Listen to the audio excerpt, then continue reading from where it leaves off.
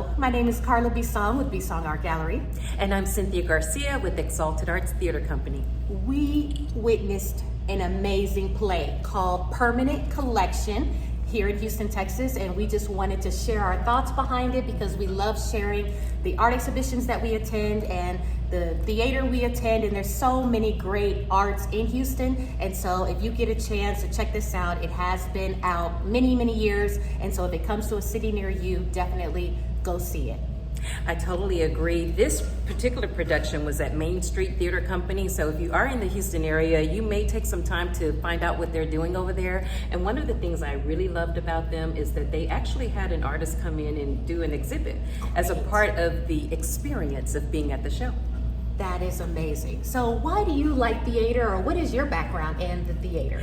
I have always loved theater. I didn't know that it was something I would do as a part of my life, but I was a late bloomer, as some people may refer as me being, and I attended the American Musical and Dramatic Academy in New York City, where I sort of gained my wings. And so from there, it was only up. And now I'm here in Houston. I founded my own theater company. And so I'm so happy to continue to live my passion of doing theater arts for everyone to enjoy. I appreciate you inviting me to this play. It was my first time visiting the main theater, main center theater. Main Street. Main Street Theater. Thank you for correcting me. No. And so it was such an intimate setting. We sat 360 around the stage. Yes. And so it truly felt like we were in the room during the actors performing. Yes, and for you theater buffs out there, it was theater in the round, as Carla was just explaining, and it had the intimacy of a black box theater. And that's what I think was especially, I don't know, engaging, because you could see, it's one of those situations where when there was intensity, when it was really a time of reflection, you felt like you were right there with the artist who was portraying any number of characters, I think. I agree. So just a brief overview. We don't want to give any spoilers, but Yes. the major part of this play was there is a permanent art collection in a museum that an individual developed, and he didn't really love the art world per se, so he kind of had his museum and away from the major Yes. city and not in the museum district, and kind of had certain rules of displaying his work. They brought in a new art director per se that had a little bit of a different vision on where to go with some of the pieces, but kind of collided with a current employee who worked for the museum. Yes. That it's a permanent collection, we cannot change it. And so you see the two dynamics of two people from two different backgrounds butting heads and moving forward on what to do with this collection. And this is such a retelling of life situations. When you have things that have already been established, there's some historical reference, and then you have the new kid on the block who wants to come in and change things around. As you can very well imagine, that doesn't always go over well, especially with employees who have really dedicated their lives and their passions to whatever the entity may be. And so without giving anything away, I ditto everything Carla has shared because it's very true. It's a well-established arts organization, if you will, but someone has new ideas, and the ideas are birthed out of one's own personal ideas about how society should perform as one. I'm just trying to be very careful with my words so as not to give away the spoiler, if you will. Right. Yeah. And what's important, I found out after the fact that this was based off of a true story, Yes. so a real scenario that happened in life. But going into this play, not knowing anything about it, not knowing the actors, I walked away. It was a great performance, very intimate, extremely emotional Yes. in moments that I felt watching this play. And being an art dealer and then realizing I have heard stories of other people in museum environments and the struggles that they have, Yeah. and how preserving the integrity of when the museum started, and then maybe upgrading with the times and the new and the older, dynamics between old and new coming together, and how those can, and that's in any industry. You kind of have, even in corporate America, the new millennials. I always say the millennials want to change things around, and then the older, boomers have their mindset. Yes. You guys don't listen and this and that. So it can happen with any industry. I agree, and there's something I want to share, and I'm just going to try to be very gentle with how I share it, or just very conscious of how I say it, because I really don't want to give any spoilers away.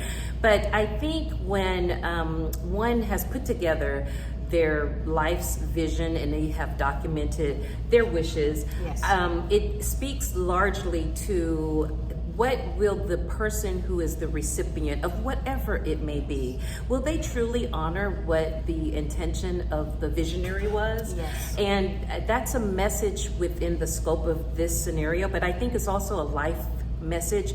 In family scenarios, we have things like wills and things like that, and people may have their own ideas about a person's intention, but I think it's something to be said when a person has thoughtfully conscripted all of their ideas about what they want to happen with their Yes. their legacy, with their reputation. I think there's something to be upheld when it's all been documented, and I think the story touches on a little bit of that. It did. Thomas Gibbons is who is the creator of the play, and he did an amazing job. It touched a little bit even on cancel culture, and to me that kind of feels like a newer, something new that, I mean, for years, but not that many years, we've even heard that term. They didn't say the term cancel culture, No. but it touches on it in the play. Yes. And for this Thomas Gibson to kind of incorporate consequences and how, you know, cancer culture can affect somebody's career, how that was even included in here. I thought he was a genius for that. I think so too, and I think I'm not sure when this play was written, but I think it was a little bit before its time. Yes. In some of the aspects of what we will see if you ever read the play or if you ever have the opportunity to frequent a performance. But it's something to be said about someone being before their time. So not only in terms of his vision for his museum, if you will, but also his treatment of people. I think he was visionary in, if you were able to see it, I know it's like we're just Yes. teasing you, Yes. but I think it's something to be said about how he was intentional about the people he hired, and also intentional about the things he expressed in his final wishes. Yes, yes. I just want to say quickly, the cast, it's a very small cast, Yeah. 1, 2, 3, 4, 5, 6. Stephen Scott, Michelle Harrell, Dwight Clark, Crystal Euching, apologize if I mispronounce that last name, Shannon Emmerich, and David Harlan are the 6 cast members that just made this phenomenal story. Yes, and can we talk about Yes. the director too? Let's Yes. see, just to give the shout outs to everyone. Let's see, the production crew. I'm looking for the director here. And oh, this, by the way, is the executive artistic director is Rebecca Uden, and the director was Andrew Ruthven. That was the director of this particular production here in the Houston area, and I just wanted to acknowledge Yes, that. yes. Everyone did a phenomenal They job. did. The set, I think what I really liked about the set is it left a little bit of it to your imagination. So we knew we were in a museum and it was an artistic venue. We knew that, but it left to the audience what was being seen. Everything was kind of you could go within your own imagination as things were being described. And that's good, because I think for myself, as I was sitting there and they were talking about the various artists that I wasn't familiar with, I kept thinking, oh wow, I wonder if we're gonna see some of that. No, we didn't get to see any of that per se. And that was, I think, part of what provoked me to kind of go look online, like, let me go find this piece. I really want to see it. So yeah, I like that part of it, because if you can get kind of caught, you could get distracted if you focus on, oh, what is that, instead of the story or the message of what's going on in the play. I agree. I agree. Well, thank you for joining us, and we appreciate you listening to our opinions on the art community in Houston. And if you have an opportunity, definitely check it out. It's something that you will enjoy. Great date night, great something to do with your girlfriends or just by yourself. I mean, I completely would have felt comfortable even by myself, but I'm so glad Cynthia came with me to just have a different, teach me on certain things, because I'm in the visual arts world, but I'm definitely learning more about the theater world. Yay! Thank you for having me today. You're welcome. All right, you guys have a great time. Bye. Bye-bye.